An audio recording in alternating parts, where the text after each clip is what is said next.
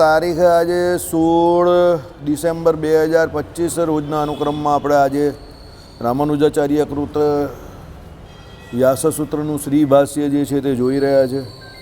આપણે ગયા શનિવારે ગગન કુસુમના જેવું નથી, કારણ કે અદ્વૈત જ્ઞાન થતાં પહેલાં એ સત્ય છે એમ જ જણાય છે. તત્વજ્ઞાન ઉત્પન્ન થાય ત્યારે અસત્ય બને છે અને તે વારે પછી શાસ્ત્ર એ આપણે જોયેલું કે ભાઈ શાસ્ત્ર છે એ બુદ્ધિ મિથ્યા છે. એટલે તમે કહેશો કે તેથી શું, તો કે શાસ્ત્ર મિથ્યા એટલે શાસ્ત્રથી ઉત્પન્ન થતું જ્ઞાન મિથ્યા, અને જ્ઞાન મિથ્યા એટલે જ્ઞાનનો વિષય ભ્રમ તે પણ મિથ્યા. એ આપણે ગઈ વખતે જોયું હતું કે ભાઈ એ લોકો જે પ્રમાણે એવું કહે છે કે ભાઈ શાસ્ત્ર જે છે તે મિથ્યા થઈ જાય, તો શાસ્ત્રમાંથી જે બ્રહ્મનું જ્ઞાન હોય એ પણ મિથ્યા. એ જોયેલું ઉદાહરણ આપણે જોયેલું. ધુમ્મસને ધુમાડો ધારીને થયેલું અગ્નિ જ્ઞાન તે મિથ્યા હોવાથી એ જ્ઞાનનો વિષય અગ્નિ પણ મિથ્યા છે. વળી તમે કહ્યું કે પછીથી એનો અદ્વૈત બ્રહ્મ જ્ઞાનનો બાદ થતો જોવામાં આવતો નથી, પરંતુ એ પણ અસિદ્ધ છે. કેવી રીતે, તો સાંભળો હવે. અદ્વૈત જ્ઞાન સૌથી પર છેલ્લું છે, એટલે પ્રત્યક્ષ શાસ્ત્ર વગેરે ભેદ ઉપર રચાયેલા પ્રમાણે એનો બાદ કરવાનો અવકાશ નથી. બરાબર? એટલે પ્રત્યેક ભેદ ઉપર રચાયેલા પ્રમાણોને એનો બાદ કરવાનો અવકાશ નથી. બરાબર છે. ચાલો, એટલે એ લોકો ભાઈ અદ્વૈત જ્ઞાનને સૌથી છેલ્લું કહે છે, તો પ્રત્યક્ષ અનુમાન જે પણ બધા જે કોઈ શાસ્ત્ર જે કોઈ બીજા જે કોઈ એમ કહે કે પ્રમાણો આપે તેનો બાદ એના દ્વારા થાય એવો નથી. કારણ કે શું છે, વળી તમે કહ્યું કે પછીથી એનો અદ્વૈત બ્રહ્મ જ્ઞાનનો બાદ થતો જોવામાં આવતો નથી, પરંતુ એ અસિદ્ધ છે. શૂન્ય એ જ તત્વ વસ્તુ છે, એ વાક્ય વડે એનો અદ્વૈતનો પક્ષ બાદ થતો જોવામાં આવે છે. શૂન્યવાદ અદ્વૈતવાદથી પણ પર છે. આ કેમાંથી અવાજ આવે છે?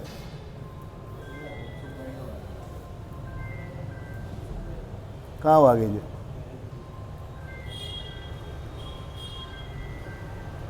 મોબાઈલ કાં વાગે છે? પણ એ હું કરે છે. હું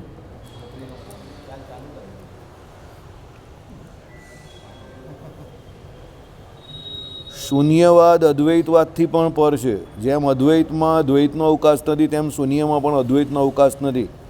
એમ પણ કેમ ન કહેવાય? એટલે ટૂંકમાં અહીંયા કહેવાનો મતલબ એવો છે કે અદ્વૈત મતથી કોઈ અદ્વૈત સિદ્ધ થતું નથી, પણ છેલ્લે અદ્વૈત મત શૂન્યવાદ પર ચાલ્યો જાય છે. શૂન્યવાદ એવો છે કે કંઈ જ નહીં, એમ કશાને માનવું નહીં, તે શૂન્યવાદ સમજો. એટલે આ વાત હરજીવનદાસ શાસ્ત્રીએ પણ લખેલી છે કે અદ્વૈતમાં વિશિષ્ટ પ્રમાણે કંઈ વિશેષ કે એ લોકો અદ્વૈત તો સાબિત નહીં કરી શકતા, પણ અદ્વૈતીઓ છેલ્લે શૂન્યવાદ તરફ જાય છે. એટલે કંઈ જ નહીં સાબિત કરી શકતા, એટલે શૂન્યવાદ. બરાબર? ચાલો, એટલે એ જ તત્વ વસ્તુ છે એ વાક્ય વડે અદ્વૈતનો પણ બાદ થતો જોવામાં આવે છે. એટલે શૂન્યવાદ વડે અદ્વૈતનો બાદ થતો જોવામાં આવે છે. એમ કે ભાઈ શૂન્ય થઈ ગયું, તમે એને અદ્વૈતમાં જે છે એનો બાદ થતો કયો, એટલે છેલ્લે એ લોકો શૂન્યવાદ તરફ જાય છે. જો તમે કહેશો કે વાક્ય શૂન્યવાદથી તો વાક્ય શૂન્યવાદ તો ભ્રાંતિથી ઉપજેલું છે, પણ આ અદ્વૈત પણ ભ્રાંતિથી ઉપજેલું છે. બરાબર? એટલે કારણ કે શાસ્ત્ર પણ ભ્રાંતિ જ છે એમ તમે જ કહો છો. એટલે તમે જે શાસ્ત્રને પણ ભ્રાંતિરૂપ જ માનો છો, મિથ્યા માનો છો, સમજો, તો પછી એમાંથી નીકળતું બ્રહ્મનું જ્ઞાન જે છે તે પણ એમ કે ભ્રાંતિરૂપ જ થાય. એટલે તમે એમ કહે કે શૂન્યવાદીઓ જેમ શૂન્યવાદ પર આવીને અટકી જાય છે કે એ લોકો કશાને માનતા નથી, તેમ તમારું જ્ઞાન પણ અદ્વૈતનું જે છે તે શૂન્યવાદ જેવું જ છે. બરાબર?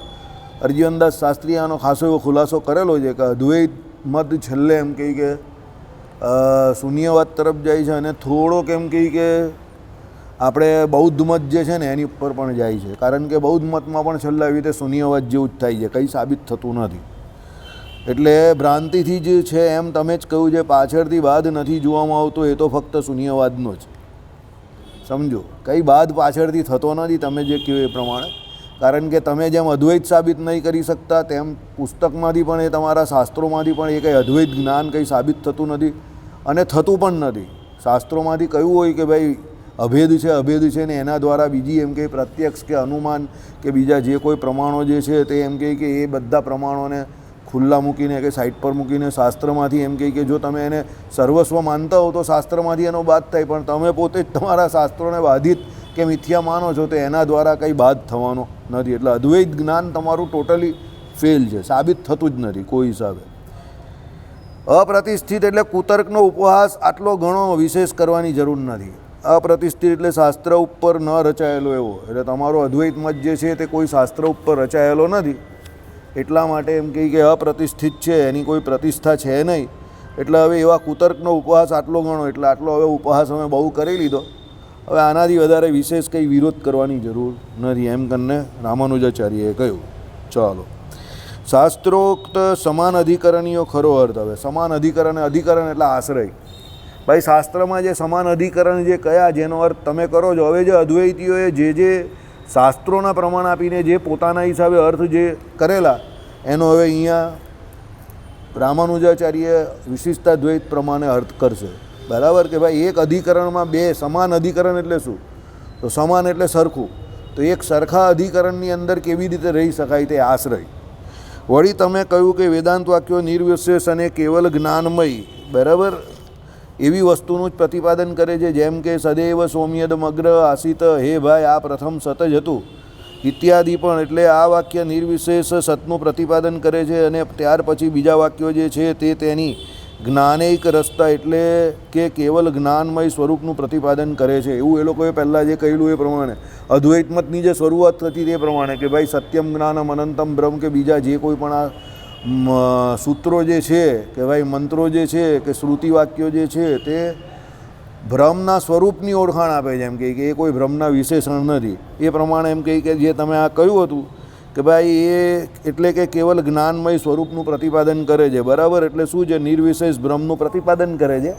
અને પ્રથમ પણ આ કહેવું બરાબર નથી, કારણ કે એક કારણ જાણ્યાથી સર્વ કાર્ય જણાય એ વાત સંભવે છે એમ બતાવીને સત એટલે શબ્દવાચ્ય બ્રહ્મ તે જગતનું ઉપાદાન કારણ છે, બરાબર છે. એટલે હવે સમજાવે છે ભાઈ સતનો અર્થ શું કરવો, બરાબર. જેનો પદાર્થ બનેલો હોય છે તે વસ્તુ, જેમ કે મૃતિકા એ ઘટનું ઉપાદાન કારણ બને છે. એટલે કાર્ય અને કારણ જે છે તેની વાત કરે છે. ભાઈ કાર્ય તમને કોઈ દેખાય તો એની કારણ જે છે તે કારણમાં એવું બીજ હોય જેને કારણે એ કાર્ય ઉપજાવી શકે. જો કારણમાં બીજ ન હોય એવું તો પછી એવું કારણ ન થાય. કેવી રીતે સમજો? દાખલા તરીકે આપણે મગફળી લઈએ તો મગફળીમાં તેલ રહેલું જ એના બીજની અંદર, તો તમે એને પીલીને એની અંદરથી તેલ કાઢી શકો. એટલે કારણ જે મગફળી છે તેમાં જે તેલ રહેલું છે, એટલે એ કાર્ય એવું તેલ તમને દેખાય છે. પથ્થરમાં તેલ નથી રહ્યું તો તમે એને ગમે એટલો ઘસો કે પી લો, એમાં તેલ નહીં નીકળે. સમજી ગયા? એટલે કાર્ય કારણ ભેદ જે છે તે એકચ્યુઅલી બીજું કંઈ નથી, પણ કારણ જે છે એનું કાર્યમાં રૂપાંતરણ છે. પણ કારણમાં જે વસ્તુ હતી તે જ કાર્યમાં આવી છે. બહુ સિમ્પલ વાત તમને કહી દઉં. જ્યારે તમે સ્થૂળ દેહની વાત કરો છો તો એમાં તો પૃથ્વી જળ તેજ વાયુ આકાશ આવ્યો, પણ સૂક્ષ્મ દેહની વાત કરો તેમાં 5 તન્માત્રા છે: શબ્દ, સ્પર્શ, રૂપ, રસ અને ગંધ. તો હવે 5 તન્માત્રા જે છે તે જ પંચ વિષય રૂપે પરિણમે છે. તન્માત્રા એટલે શું છે? તો પંચ વિષય જે છે તેનું આગળનું ફોર્મ છે કાચી અવસ્થામાં. તન્માત્રા કાચી અવસ્થા છે અને વિષય જે છે તે પરિપૂર્ણ અવસ્થા છે. તો એ વિષય જે શબ્દ, સ્પર્શ, રૂપ, રસ અને ગંધ થયા, તો એમાં જવાબદાર કોણ છે? તો પેલું કારણ, શબ્દ, તન્માત્રા, સ્પર્શ, રૂપ, રસ અને ગંધ, જે આપણે પેલા બોર્ડ ઉપર લખેલું જ ને ત્યાં, એ પ્રમાણે. એટલે કહેવાનો મતલબ જેનું જે કારણ હોય તે જ એનો ગુણ બને. જો એમાં તમે જોયું હશે, તમારામાં અંદર જે કારણ છે તે જ અંદર ગુણ બને. પછી એકને બદલે 2 કારણ થાય તો એ ગુણ પણ વધતા જાય. એમ કરીને છેલ્લે પૃથ્વીમાં શબ્દ, સ્પર્શ, રૂપ, રસ અને ગંધ એ 4 આવી જશે. જેને સમજ પડતી હશે એને તરત સમજ પડી જશે, જેને ન સમજ પડતી હશે એ અટવાયા જ કરશે, બરાબર. બોર્ડ ઉપર જ્યારે ત્યારે સમજાવેલું, હું જે આમ સમજાવતો હતો ત્યારે જેને ધ્યાન આપ્યું હશે એને સમજ પડી જાય. એને ધ્યાન નહીં આપ્યું હોય તો અત્યારે પછી બાગા માર્યા કરે કે આ શું વાત ચાલે છે એની ખબર પડે. સમજો, આપણે કહેવત નથી ગુજરાતીમાં, કૂવામાં હોય તો હવાડામાં આવે. એટલે જેના કારણમાં જે વસ્તુ રહેલી છે તે જ વસ્તુ કાર્યમાં દેખાય. સમજો, સિમ્પલ વાત છે કે તમે કોઈ અભણ માણસને કોઈ જગ્યા પર ઊભો કરી નાખો અને તમે એને એમ કહો કે ભાઈ આ બાબતમાં તું ચર્ચા કર, તો બિચારાને એનું કારણમાં જ કંઈ છે નહીં, તો એ બિચારો કાર્ય ત્યાં ઉપર જઈને શું બતાવવાનો. પણ કોઈ વ્યવસ્થિત વ્યક્તિ હોય ને એને તમે કોઈ વિષય આપો ને પછી એ વિષય પર એ તૈયારી કરીને આવે તો પછી એ બોલે તો તમે એને કોઈ પ્રશ્ન પૂછશો તો તમારા પ્રશ્નોને જવાબ પણ આપશે. એટલે કારણમાં, બીજમાં જે કંઈ હોય તે જ તમને ઉપર વડમાં કે ઝાડમાં દેખાય. સમજો, દાખલા તરીકે તમે એમ કહી કે મોટું જે વડનું ઝાડ છે તેનું બીજ જે હોય તે બીજની અંદર જ આખો વડ રહ્યો છે. કેવી રીતે કે એ બીજ જ્યારે પણ કોઈએ પણ વાવેલું કે એ બીજ જ્યારે ગમે ત્યાંથી તણાઈને આવેલું અને એક જગ્યા પર એ બીજ જ્યારે જમીન ઉપર સ્થિર થયું અને એ જમીનને ફાડીને જ્યારે એ બીજ નીકળ્યું ત્યારે એ બીજ જે હતું તે જ આટલા મોટા વડનું કારણ હતું. જો એ બીજ ન હોય તો આટલો મોટો વડલો તો થાય જ નહીં. સમજ પડે છે? એટલે આટલા મોટા જે વડ સૌથી મોટું હોય તે વડ જે છે એની વડવાઈઓએ સહિત જે આટલું મોટું વડનું ઝાડ તમને આજે દેખાય છે તે 200-500 વર્ષ પહેલાં શું હતું કે એનું બીજ ત્યાં સ્થિર થયું હશે ને જમીનને ફાડીને નીકળ્યું હશે. તમે જોતા હશો ઘણાના જ ઘરે પેલા આમ કરીને પીપળા હોય ને તે પીપળા અંદર પેલી એમાંથી ફાટે, દિવાલની અંદરથી ફાટે. તો એ દિવાલમાં જ્યારે પણ એ દિવાલ બની હોય ને ત્યારે કોઈને કોઈથી ગમે ત્યાંથી એ બીજ હોય જ. એટલે પાણીનો અને એને સૂર્યપ્રકાશનો કે એનો જ્યારે સંગ થાય ત્યારે એમાંથી ગમે ત્યારે પાછું એ બીજ ફાટીને નીકળે ને અંદરથી પીપળો નીકળે. સમજ પડે છે? એટલે કારણમાં જે વસ્તુ હોય તે જ કાર્યરૂપે થાય, જેનામાં કારણ નથી એ કાર્યરૂપે આવે જ નહીં. સમજો, આ ચર્ચા મેં ઘણી વખત કરેલી છે કે દાખલા તરીકે કોઈ વ્યક્તિ છે, સમજો એનામાં કોઈ સદ્ગુણ છે, તો એનામાં જે સદ્ગુણ રહ્યો છે ને તે એને પૂછવાની જરૂર નથી. જ્યારે સમય આવશે ને એ કાર્યની જરૂર હશે ને તમને ત્યારે એનામાં જે સદ્ગુણ હશે તે પ્રગટ થઈ આવશે, પણ ન હશે તો ન પ્રગટ થશે.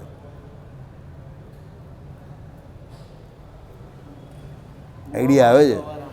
ન હોય તો ન પ્રગટ થાય. કોઈ માણસ તકલીફમાં છે, બરાબર છે, 10 જણા જોઈને ચાલ્યા જશે ને 11મો મદદ કરશે, તો 10 જણા જે જોઈને ચાલ્યા ગયા એનામાં એ ગુણ જ નહીં હતો, લક્ષણ જ નહીં હતું કે એને મદદ કરે. અને 11મો જે ઊભો રહ્યો એ માણસ સારો હતો, એને અંદરથી એવું થયું કે ના આની મદદ કરવી જોઈએ તો જ એ મદદ કરશે. 10 જણામાંથી કદાચ એવું પણ બને કે 2 તો એને ઓળખીતા હોય તો પણ નહીં ઓળખતા એવી રીતે બિહેવ કરીને ચાલ્યા હશે, અને પેલો 11મો એને ઓળખતો નથી તો પણ ઊભો રહેશે. સમજ પડે છે? એટલે તમે કોઈને કંઈ બતાવો કે ન બતાવો પણ તમારા લક્ષણો જે છે ને એ તો ખબર પડી જ જાય. સમજો, તમે મંદિરે આવો કે ભજન કરો કે માળા ફેરવો ગમે તે હોય પણ તમારો જીવ કેવો છે એ તો જ્યારે સમય આવીએ ખબર પડી જ જાય કોઈને પણ કે આ કેવો છે. પછી તમે આમ ગમે એટલા ભલે આમ શાંતિથી ભજન કરતા અને પવિત્ર જીવાત્મા દેખાતા હો, એકદમ વહાલા ને લાડકા, પણ જ્યારે સમય આવે ત્યારે તમારું પોલ ખુલી જ જાય. ભાઈ ભલે તમે બહુ મોટી મોટી વાત કરતા હો ને કે ભાઈ મને તો ભગવાનનું બહુ મહાત્મય છે, ભગવાનના ભક્તોનું બહુ મહાત્મય છે, પણ જ્યારે સમય આવે ત્યારે ખબર પડે કે એને ભક્તોનું કેટલું મહાત્મય છે હકીકતમાં. કેમ? કારણ જે હોય એ જ કાર્યમાં રૂપાંતરિત થાય. સમજો, તમારામાં જે છે તે જ બહાર આવે. એટલે વાંક કોઈ દિવસ કોઈ પણ બીજા વ્યક્તિનો ના કરવો. આપણામાં એ કૂવામાં કે કારણમાં હતું નહીં એટલે એ આપણા કાર્યમાં દેખાતું નથી. સમજો, બરાબર? હોય તો દેખાય. જો અહીંયા એ જ કહેશે, કારણ કે કારણ જાણ્યાથી સર્વ કાર્ય જણાય છે એ વાત સંભવે છે એમ બતાવીને. તમે કારણ જાણી લો તો કાર્ય તમને ખબર જ પડી જાય સીધું. તમે કોઈ દિવસ કોઈ ક્રિકેટની ટીમ સિલેક્ટ કરવાની હોય ને પેલા 25 ખેલાડી ઊભા રહેલા હોય ને એમાંથી 10ને પેલા સાહેબ જે બોલાવે કે તમે 10 આવી જાઓ, ખાલી એને 2 મિનિટ જ બેટ પકડાવે અને બોલ 5 કે 6 બોલ નાખે, એમાંથી કહી દે તમે આ બાજુ આવી જાઓ, તમે આ બાજુ આવી જાઓ. બોલો, 5 કે 6 દડામાં એને ખબર પડી જાય કે આ રમી શકે એવો જ, ના નથી રમી શકે એવું. અને એમાં 80-90% એ લોકો પરફેક્ટ જ હોય. પહેલાં તો પેલો બેટ પકડે છે, પછી પેલો ચાલે છે તે, પછી પેલો સ્ટાન્સ લે છે તે, અને પછી પેલો ફ્રન્ટ ફૂટ કે બેક ફૂટ પર આવીને જે દડાને રમે છે, ખાલી ભલે બીટ થઈ જાય ને 1-2 વાર, ભલે આઉટ પણ થઈ જાય, પણ એ જે હિસાબે રમે છે એ જોઈને પેલાને ખબર પડી જાય કે આને રમતા ફાવે છે કે આવડે છે. સમજો, એટલે જે કારણ હોય તે જ કાર્યરૂપે રૂપાંતરિત થાય. કારણ નહીં હોય તો પછી એમાં માથાકૂટ કરવી જ નહીં. તમે કોઈ પણ you cannot expect goodness from each and everybody. દરેક વ્યક્તિ પાસે તમે સારાપણાની આશા રાખો ને એ તમારી મૂર્ખાઈ છે એકચ્યુઅલી. જેનામાં સારા ગુણ છે, કારણમાં સારો છે, તો જ એની પાસે તમે સારાઈની અપેક્ષા રાખી શકો. બાકી એ મંદિરે આવે છે કે ભાઈ માળા ફેરવે છે એટલે એનામાં ગુડનેસ હશે જ એવું તમે માનતા હો, ખોટી વાત છે. સમજો, બરાબર? ચાલો, એમ બતાવીને સત એટલે શબ્દવાચ્ય પરબ્રહ્મ તે જગતનું ઉપાદાન કારણ છે. બરાબર. એટલે ઉપાદાન કારણ કેવી રીતે? જેનો પદાર્થ બનેલો હોય છે તે વસ્તુ, જેમ કે મૃતિકા એ ઘટનું ઉપાદાન કારણ છે. ભાઈ ભગવાન જ આ જગતનું ઉપાદાન કારણ છે. કેવી રીતે ઉપાદાન કારણ છે? ભાઈ માટી જેમ માટલાનું ઉપાદાન કારણ છે, તો માટી જે છે તેના દ્વારા એ માટલું બને છે, એટલે એને ઉપાદાન કારણ કહ્યું.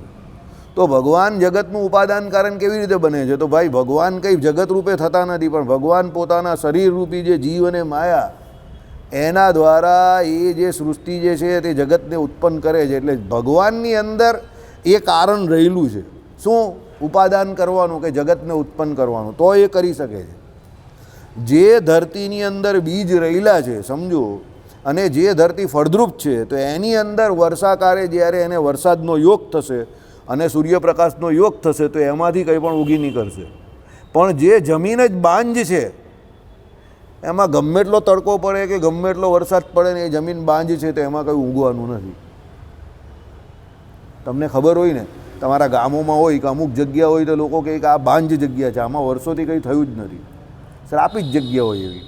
દાખલા તરીકે મીરાબાઈએ મેવાડમાં શ્રાપ આપેલો કે ભાઈ અહીંયા પાણી, તો અત્યાર સુધી પાણી એ જગ્યા પર થતા જ નથી, આવતા જ નથી. ભલા હારા હારા લોકો આવી જાય તો પણ નહીં થાય. મહારાજે વચનામૃતમાં લખેલું છે, સમજો. બરાબર. એટલે એ જગ્યા કારણની અંદર કંઈ નહીં મળે, એટલે ગમે એટલો હવે માણસ ઉપરથી ઉછાળકૂદ કરે ને નહીં આવે ત્યાં પાણી. આઈડિયા આવે જ તમને? જેનામાં જે રહેલું છે તે જ એનામાં લક્ષણ થાય, એ જ એનામાં ગુણ રૂપે આવે. પંચ તન્માત્રા અને એના ગુણ જે છે તે બેસ્ટ ઉદાહરણ છે જે સમજાવી દે. તન્માત્રા એટલે શું છે? કે ભાઈ એનામાં એ તન્માત્રા પણ નાના રૂપે બીજ રહેલા છે, તો એ મોટા ગુણ રૂપે દેખાય. શબ્દ, તો શબ્દ તન્માત્રા છે, તો એનો ગુણ પછી શબ્દ થાય. બરાબર. એટલે જે કારણમાં છે તે જ કાર્ય રૂપે દેખાય. સમજો. દાખલા તરીકે અહીંયાથી મનસુખભાઈ ગાય તો સામે સંભળાય, ને સામે ગાતા હોય તો અહીંયા સંભળાય. તરત જ ખબર પડે કે મનસુખભાઈ ગાય છે. મુકુંદભાઈ ગાય તો બી ખબર પડે. બરાબર. તું ગાય તો ખબર પડે?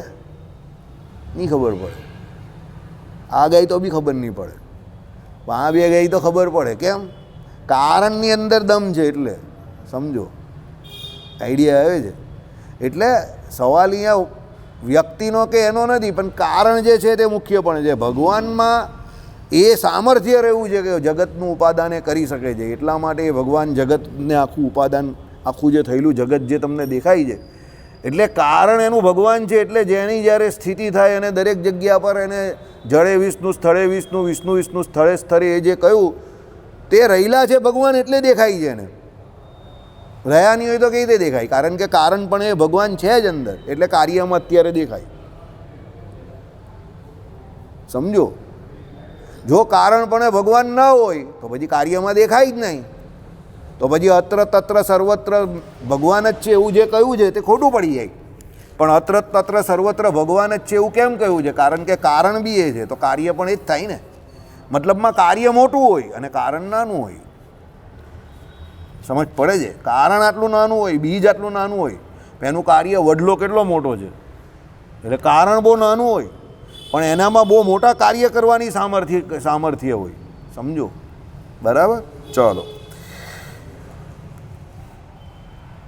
એટલે જગતનું ઉપાદાન કારણ છે, જગતનું નિમિત્ત કારણ છે. જેના થકી પદાર્થ બને છે તે કર્તા, કરણ વગેરે. જેમ કે કુંભાર એ ઘટનું નિમિત્ત કારણ છે. હવે જે સંકલ્પ કરે છે તે નિમિત્ત કારણ.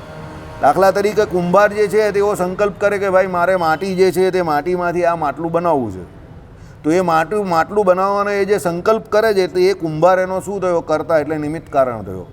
તો ભગવાન પણ અહીંયા જગતનું નિમિત્ત કારણ છે. કેવી રીતે? ભગવાન એવો સંકલ્પ કરે છે કે ભાઈ એકો હમ બહુશ્યામ પ્રજાએ, એટલે એક એવો હું બહુ રૂપે થાઉં.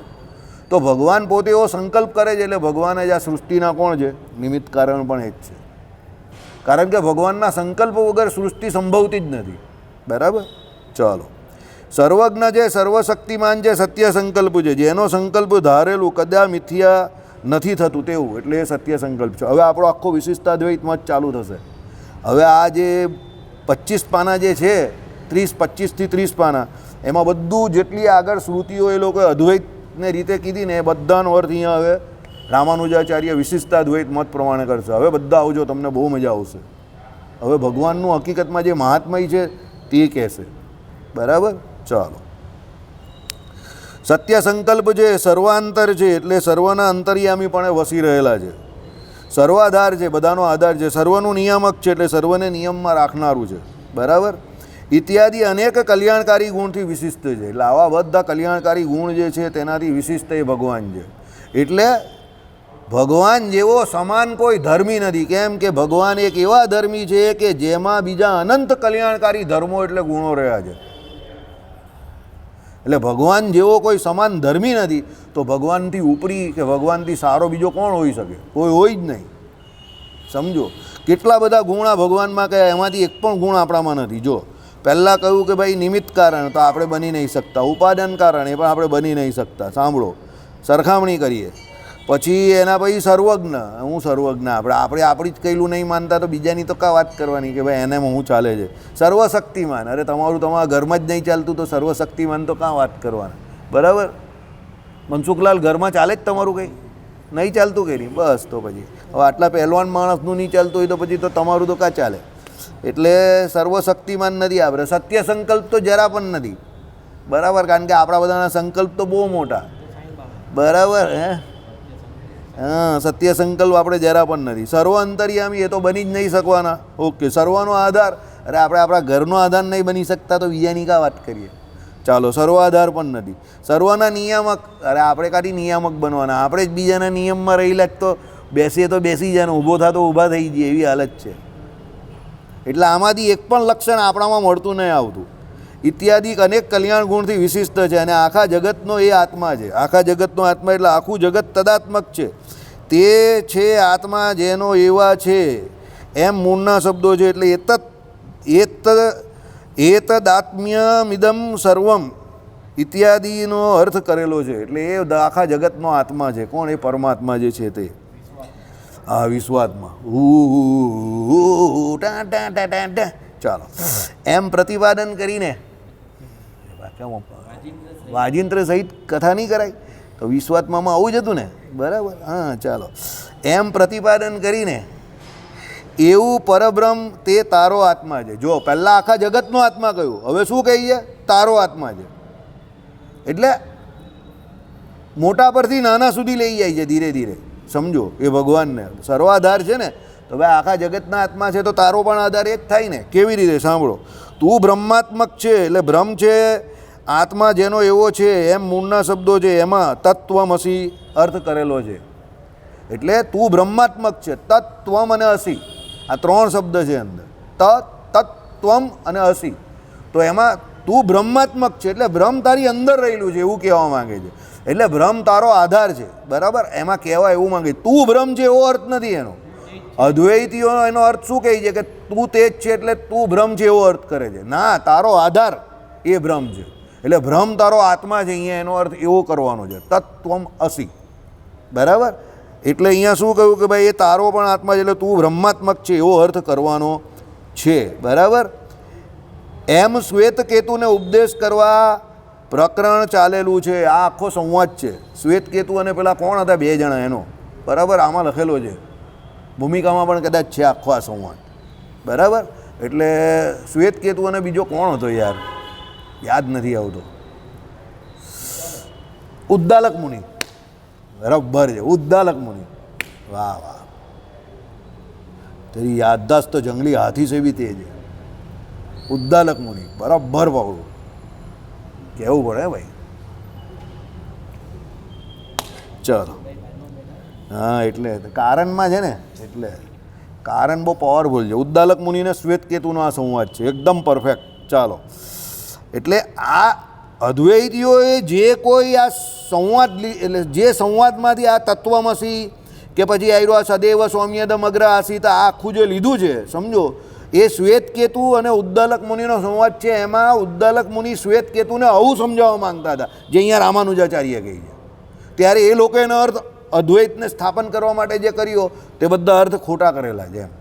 હવે સમજ પડે છે તમને જે કે આ ઉદ્દાલક મુનિનું કેમ મારે નામ યાદ રાખવું જરૂરી છે? કારણ કે એ કોઈના સંવાદમાં થયેલી જે વાત જે છે એ વાક્યોને અદ્વૈતીઓ પોતાના સિદ્ધાંતમાં ટાંકે છે.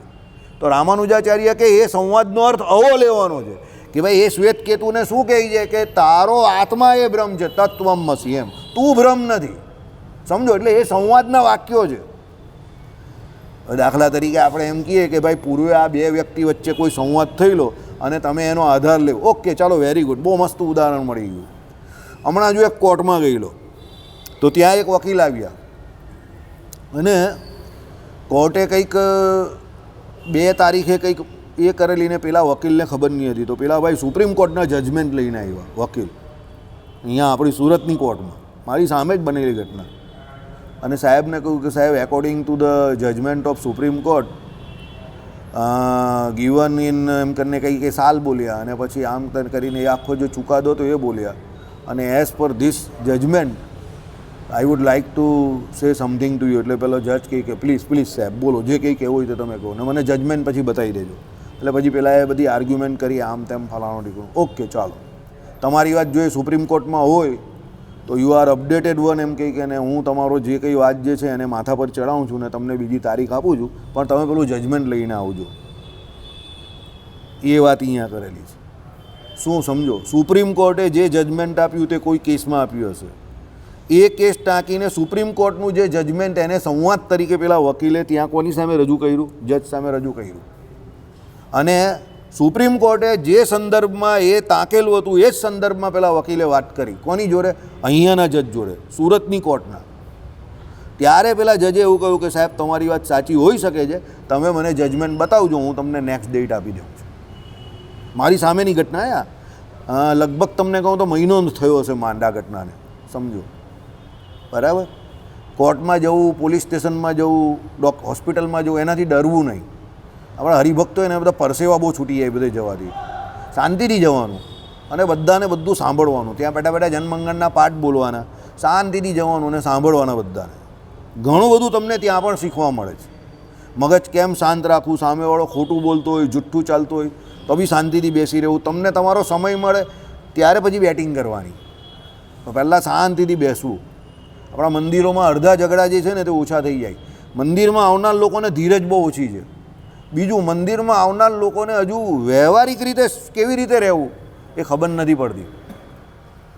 સમજો, કાં શું બોલવું, કાં શું ન બોલવું, કઈ જગ્યા પર ચૂપ રહેવું, શાંત રહેવું, આ બધા જે લક્ષણ જે છે ને એટલે નથી આવતા કે ભાઈ તમે એવી રીતે અમુક સ્થાનોમાં જતા નથી, તમને એનો અનુભવ નથી. એટલે વકીલની વાત જજ જો સાંભળતો હોય ને ધ્યાનથી સાંભળે, એકદમ ધ્યાનથી 10 મિનિટ સુધી સાંભળ્યા હશે એ વકીલને, જજે, તમારી નજરે જોયું.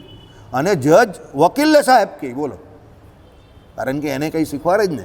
એટલે સમજો, કહેવાનું તાત્પર્ય શું છે? શીખવાની કોઈ ઉંમર નથી હોતી અને કોઈ ગમે તે કહેતું હોય શાંતિથી સાંભળવું. હવે જેમ આપણે અહીંયા અદ્વૈતનું આખું ખંડન થયું ને જોયું ને આપણે કેવા રાજી થયા, તેમ બીજા મતોમાં વિશિષ્ટાદ્વૈતનું પણ ખંડન છે. સમજો, જેમ આપણે આપણા ઈષ્ટદેવને ભગવાન માનીએ છીએ તેમ ઘણા બધા એ લોકોના ઈષ્ટદેવને ભગવાન માને છે. તો મારો કહેવાનો મતલબ શું છે કે આ બધી જે કહાની જે છે તે 1500-2000 વર્ષ જૂની જ છે.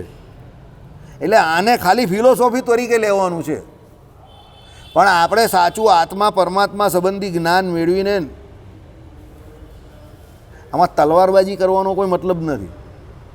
સમજો, એ આપણે એવા ભાગ્યશાળી છે કે ભાઈ ભગવાન શ્રી હરિ આપણા ઈષ્ટદેવ છે અને આપણે વિશિષ્ટાદ્વૈત મતને માનીએ છીએ.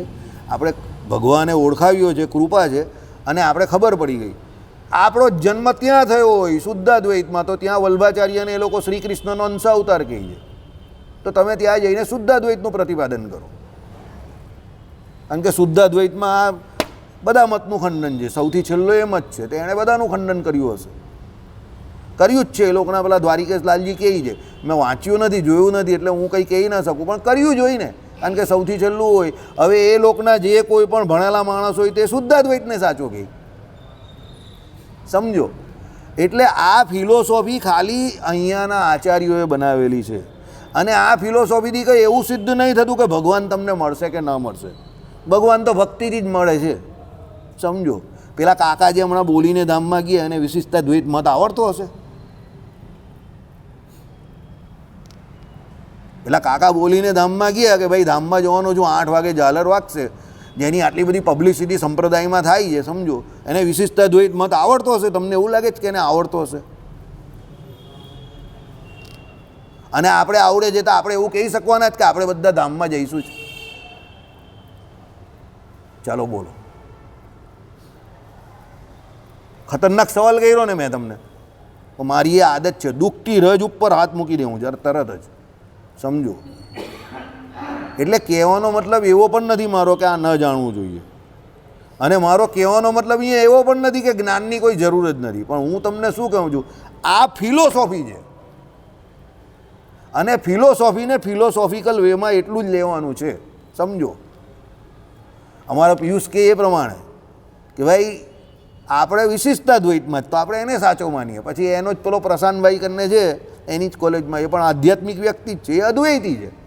એ જગતગુરુ શંકરાચાર્યની વિરુદ્ધમાં એક પણ શબ્દ નહીં સાંભળે, તમારી સામે સીધો ઉતરી પડે. હવે એને શંકરાચાર્યના મતનું એવું હોય, ત્યાં વલ્ભાચાર્યવાળાને એના મતનું હોય, અચિંત્ય ભેદાભેદવાળાને એના મતનું હોય. આપણે એવો સંતોષ મેળવીએ અલગ વાત છે કે ભાઈ આપણે એને જવાબ આપી દીધો કે હરાવી દીધો, પણ એ હકીકતમાં અંદરથી હારેલો હોય ખરો, એનો મત છોડીને આવવાનો જ કોઈ આવે નહીં. એટલે આ ખાલી આપણે અત્યારે સમય મળેલો છે અને આને જાણવાનું છે, એટલે આ ફિલોસોફી છે તો જાણી લેવાનું, અને આપણે આપણા ભગવાનને ઓળખી લેવાના, સમજો. કે ભાઈ આપણા વચનામૃત આદિકમાં જે કંઈ કહ્યું છે કે ભાઈ આમે પણ લખવાનું નથી આવતું ઘણી વખત સત્સંગીઓમાં, ભાષ્ય થકી જાણવો, રામાનુજ ભાષ્ય થકી, આ આપણે જાણી લીધું, લે શ્રીજી મહારાજની આજ્ઞા છે એટલે. પણ પછી છેલ્લે કરવાનું શું છે? હમણાં જ હરિપ્રકાશ શાસ્ત્રીને મેં અઠવાડિયા પહેલાં જ પૂછ્યું, વ્યાસપીઠ ત્યાં ચાલી ગઈ હવે તો. શું મને કહ્યું? વાસુદેવ ભગવાન, એમણે આખો એક શ્લોક સંભળાવ્યો મને.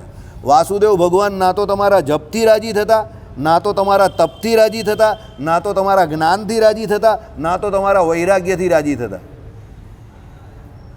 ભગવાન ફક્ત ને ફક્ત તમારી ભક્તિથી રાજી થાય છે. એ પણ કૃપા કરે ત્યારે, એમને એવી ઈચ્છા હોય કે મારે રાજી થવું છે ત્યારે એ રાજી થાય છે. બાકી તમે કરીને મરી જાઓ, એને ન થવું હોય તો ન થાય. એટલે તમે વૈરાગ્યનો ફૂફાડો મારો કે જ્ઞાનનો ફૂફાડો મારો, ભગવાનને કંઈ ફરક પડતો નથી, સમજો. હું તમને પહેલે દિવસથી આ જે ચલાવ્યોની શરૂઆત કરી ત્યારથી હું તમને એ વાત કરું છું. આને મગજ પણ નહીં ચડાવતા, કારણ કે મેં અમુક વક્તાઓના મોડેથી સાંભળ્યું છે કે એને ત્યાં જે ભણવા આવે તે સ્ટુડન્ટ શું કહે, તમે અઘરું ભણાવો, અમે તો બ્રહ્મસૂત્ર સુધી ભણેલા વ્યક્તિ છે, એમ કરીને બ્રહ્મસૂત્રનો અહંકાર લઈને આવે છે. હું જે કહેવા માગું તે સમજ પડે જ તમને? ગુરુ પાસે ભણવા જાય, હવે ગુરુ તો એના હિસાબે બધાને ભણાવતો એમ ભણાવે ને, તો અમુક પેલા વિદ્યાર્થી પછી ઊભા થઈને શું કહે, આ બધું સાદું નહીં ભણાવો, અમે તો બ્રહ્મસૂત્ર સુધી ભણીને આવેલા છે, હવે કે એની ઉપરનું હોય તો ભણાવો, એમ કરીને ગુરુનું અપમાન કરી નાખે. હવે જે ગુરુનું અપમાન કરી નાખે એને ભગવાન કેવી રીતે મળવાના, સમજો. હવે તમને અથાતો બ્રહ્મ જિજ્ઞાસા વિશિષ્ટાદ્વૈત વેદાંત પ્રમાણે ખબર પડી ગઈ, ભાઈ ખબર પડી ગઈ તો પડી ગઈ, ભગવાનની કૃપા છે કે ખબર પડી, તો હવે શું? તો ભજન કરવાનું, એનું કંઈ લેબલ લઈને નહીં ફરવાનું કે અમને અથાતો બ્રહ્મ જિજ્ઞાસા કેવી રીતે વિશિષ્ટાદ્વૈત વેદાંતમાં રામાનુજાચાર્યએ કહ્યું છે કે ભાઈ આખું જગત જે છે તે બ્રહ્માત્મક છે, સર્વ શરીર જે છે તે ભગવાન એના શરીરી છે, એમ કરીને આપણે કંઈ, બરાબર? એ મહાત્મા જાણીને આપણે એનું ભજન કરવાનું છે, બસ. એનું ભક્તિમાં રૂપાંતરણ થાય એટલે બહુ થઈ ગયું.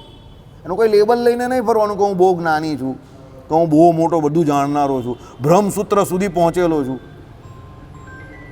એનો કોઈ મતલબ નથી. એવા ઘણા લોકો હશે કે જે બ્રહ્મસૂત્ર જાણતા હશે પણ એનો મોક્ષ નહીં થયો હશે, અટવાટા હશે. કાશીમાં BHUના ઘણા વિદ્યાર્થી એવા હશે કે જે બ્રહ્મસૂત્ર ભાષ્ય કરતા હશે, મોઢે બોલતા હશે ગંગા નદીને કિનારે બધા મંત્રો અને શ્લોક, પણ મહારાજે કહ્યું એ પ્રમાણે પેટનો આટે કરતા હોય, પેટને અર્થે પુરાણી રહે, તો એનો મોક્ષ કંઈ થવાનો છે? અને આપણે ત્યાં એવા ઘણા લોકો હશે કે જેને બિચારાને કંઈ નહીં આવડતું હશે, પણ ભગવાનને શરણે છે, શરણાગતિ સ્વીકારેલી છે, મહારાજ શ્રી પાસે મંત્ર લીધેલો છે, મંત્રનું જપ કરે છે, શરણાગતિ લઈને ભજન કરે છે, તો એને ભગવાન લેવા આવશે. કારણ કે એ પણ મેં હમણાં જ ભાગવતજીમાં સાંભળ્યું કે સંપ્રદાય શુદ્ધ જ્ઞાન હોવું બહુ જરૂરી છે. જીવ મુમુક્ષુ બને એટલે મુમુક્ષુ હોય, અને એ વૈષ્ણવ સંપ્રદાયમાં કોઈને કોઈ વૈષ્ણવ સંપ્રદાયમાં હોવો જોઈએ, સમજો. અને એ વૈષ્ણવ સંપ્રદાયની શુદ્ધ દીક્ષાને લીધેલી હોવી જોઈએ. અને એ વૈષ્ણવ સંપ્રદાયની શુદ્ધ દીક્ષા લઈને એ સંપ્રદાયનું એને જ્ઞાન પણ હોવું જોઈએ, સમજો. પછી એ ભક્તિ કરે તો એને મોક્ષ થાય. હવે જ્ઞાનનો અર્થ અહીંયા ખાલી જાણવાનું છે, પછી પેલો શાસ્ત્રાર્થ કરવો છે એવું નહીં એમ. પણ એને એ સંપ્રદાયની શુદ્ધ સંપ્રદાયની જે પરંપરા પ્રમાણે સામે આવ્યું તે પ્રમાણે આચાર્ય મહારાજની આજ્ઞામાં કે એ આચાર્ય મહારાજને વિશિષ્ટ રીતે મળેલી શું છે જવાબદારી છે કઈ, અને એમનો અધિકાર છે. જવાબદારી નહીં, એમનો અધિકાર છે. શું? મુમુક્ષુજનને દીક્ષા આપવી. એટલે દીક્ષા આપવાનો અધિકાર ફક્ત ને ફક્ત કોને છે?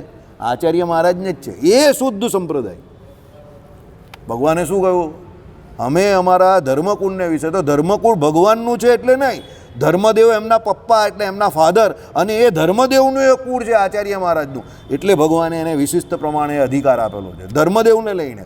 આ રામ ભગવાન અને પેલા રઘુ રાજા જેવી વાત છે, આપણે ઘણી વખત કરેલી છે. રામ ભગવાનનું કુળ, પણ એને આપણે રામકુળ થોડું કહીએ છીએ, આપણે કયું કુળ કહીએ છીએ? રઘુકુળ કહીએ છીએ. તો રઘુકુળ કેમ કહીએ છીએ? ભાઈ રઘુ રાજા જે એ કુળમાં થઈ ગયેલા તે બહુ મહાન હતા, એટલે રઘુકુળના નામથી ઓળખાય છે. એ રઘુકુળના નામથી રામચંદ્ર ભગવાનનું પણ એક નામ રાઘવ છે. એ રઘુકુળને હિસાબે. કેમ? રઘુ રાજા જે હતા તે બહુ મહાન થઈ ગયેલા. એટલે શ્રીજી મહારાજે અહીંયા આ સિદ્ધાંતની વાત કરેલી છે કે ભાઈ ધર્મદેવ અમારા પિતા, અને એ ધર્મમાં રહેનારા હતા, સર્વશાસ્ત્રનો નિચોડે જાણતા હતા, ભગવાનનો એમને પરિપૂર્ણ નિશ્ચય હતો, રામાનંદ સ્વામીએ એમને દીક્ષા આપેલી હતી, એટલે અમે આ અધિકાર અમારા કુળને વિશે સ્થાપીએ છીએ. ભગવાન તો ત્યાંથી નીકળી ગયેલા. પેલા ઘણા લોકો કે ભગવાને પણ છેલ્લે નારિયેળ એમ કે એના ઘરમાં જ ફોડ્યું ને. અરે અક્કલ, ભગવાન તો સાધુ થઈને ઘરમાંથી બહાર નીકળી ગયેલા. ભગવાનને કાંઈ એ ઘર જોડે લેવા દેવા હતા? સમજો, થોડીક બુદ્ધિ તો ચલવો. ભગવાને તો વન વિચરણ કર્યું ત્યારે ઘર છોડી દીધું, અને પછી તો પરમહંસની દીક્ષા લઈ લીધી ભગવાને. સમજો, તો ભગવાનને ઘર જોડે કાં કંઈ લેવા દેવા છે? એ તો ઘરવાળા હોતતા હોતતા એમને પહોંચી ગયા અને મિલન થયું પછી. સમજો, એ આખી અલગ મેટર છે, એને મિસમેચ નહીં કરો. પણ ભગવાને પેલા લોકોને ધર્મકુળના જાણીને, કેમ? ધર્મદેવનું કુળ જે છે તે બહુ પૂર્ણ પવિત્ર છે, એટલે વિશેષ અધિકાર ફક્ત આચાર્યશ્રીને આપેલો છે. સમજ્યા વગર ઠોકા ઠોક, લડા લડી, અને પાછા બધા પોતપોતાના લોજિક. 8 પેઢી થઈ ગઈ તો હવે એના લક્ષણની. અરે ભાઈ, જે કારણમાં હોય તે કાર્યમાં આવે જ. 8 પેઢી થાય કે 10 પેઢી થાય, બરાબર. આખી દુનિયામાં આતંકવાદ કોણ ફેલાવે છે? બધાને જ ખબર છે ને. 95% આતંકવાદી હુમલા કોણ કરે છે? જે કારણમાં છે તે જ કાર્યમાં આવે. 2008માં કોંગ્રેસ અહીંયા એક નવી થિયરી આપવા ગયેલી, ફાવી એમાં. કારણ કે એ લોકો જે જાતને કે જે જ્ઞાતિવાળાને એ આતંકવાદી શબ્દ ઉમેરવા માંગતા હતા, ને એની બુક પણ એને બહાર પાડી નાખેલી, એ સાબિત કરી શક્યા એ લોકો. કારણ કે એ કારણમાં જ નથી તો કાર્યમાં કેવી રીતે આવવાનું? હિન્દુ આતંકવાદ પોસિબલ જ નથી. હિન્દુ કોઈ દિવસ આતંકવાદી હોઈ જ નહીં શકે. એ લોકો થિયરીએ મૂકવા ગયા, પણ થિયરી સફળ નહીં થઈ, રાજનીતિના રોટલા શેકવા માટે. કારણ કે એ લોકોને લાગ્યું કે આપણે 9માં હારી જઈશું, ત્યારે એવું વાતાવરણ થઈ ગયેલું. નો ડાઉટ પછી યુપી એની સરકાર આવી ગઈ 14 સુધી, એ અલગ વાત છે, પણ એ લોકોને એવું થઈ ગયેલું, એટલે એ લોકોએ હિન્દુ આતંકવાદની થિયરી મૂકેલી. પણ એ સાબિત કરી શક્યા? ઉલટી હમણાં જ પેલી રીતે સાધ્વી પેલી હતી એને છોડી દીધી, ના પાડી દીધી કોર્ટે જ કે ભાઈ હિન્દુ આતંકવાદની થિયરી જ ખોટી જ આખી. કારણ કે કારણમાં નથી તો કાર્યમાં કઈ રીતે આવે? સમજો, બરાબર. એટલે અહીંયા આ જ છે કે ભાઈ આપણે વિશિષ્ટાદ્વૈત સમજી લેવાનો, ફિલોસોફી છે, માણવાનો. આપણે અદ્વૈતી બનવાના નથી, કારણ કે નિરાકારવાળો મત છે ને આમાં કહ્યું એ પ્રમાણે છેલ્લે શૂન્યવાદ તરફ જાય છે, તો આપણે કાં અદ્વૈતી બનવાના છે? હા, પણ એમાંથી પણ એક ગુણ લેવા જેવો છે અદ્વૈતમાં પણ. મહારાજે જે કહ્યું તે પ્રમાણે એકમેવ અદ્વિતીયમ બ્રહ્મ, ભગવાન અદ્વિતીય છે, ભગવાન જેવો તો એક ભગવાન છે, અને આપણે એ અદ્વિતીયપણે ભગવાનને વિશે નિષ્ઠા રાખવાની છે. એ એક એ લોકમાંથી માનવા જેવું છે. બાકી બીજું બધું તો કંઈ છે નહીં, નિરાકારવાળું ને એ બધામાં કંઈ મજા નથી, છોડી દેવાનું એને. કંઈ ખેંચ કરવા જેવું કંઈ છે નહીં. ચાલો, ઓકે. એટલે આ પ્રમાણે ગોપાલભાઈએ કહ્યું પ્રમાણે શ્વેતકેતુ અને ઉદ્દાલક મુનિનો સંવાદ હતો. 8 વાગી ગયા વાતમાં ને વાતમાં. ચાલો, શ્રીપતિમ શ્રીધરમ સર્વદેવીશ્વરમ ભક્તિધર્માત્મજમ વાસુદેવમ હરે માધવમ કેશવમ કામદમ કારણમ શ્રી સ્વામિનારાયણમ નીલકંઠમ ભજે સહજાનંદ સ્વામી મહારાજની જય, ઘનશ્યામ મહારાજની જય.